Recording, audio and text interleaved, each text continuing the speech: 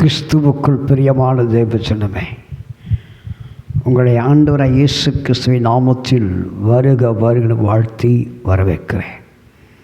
நீ உன் கையின் பிரயாசம் சாப்பிடுவாய், நன்மையும் பாக்கியம் உண்டாயிருக்கும் என்று வேதம் சொல்லுகிறது.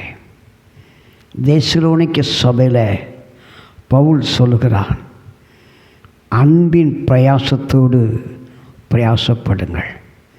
தேவன் உன் வாழ்க்கையில் கரத்தை ஆசீர்வதிக்குமானால் அன்போடு பாசத்தோடு மன துருக்கத்தோடு பிரயாசப்படும் பொழுது அந்த ஆசீர்வாதத்தை கொடுத்து உன்னை வல்லமையாய் கிரிய செய்ய தகப்புடைய ஆசீர்வாதங்களுக்குள் காணப்படும்.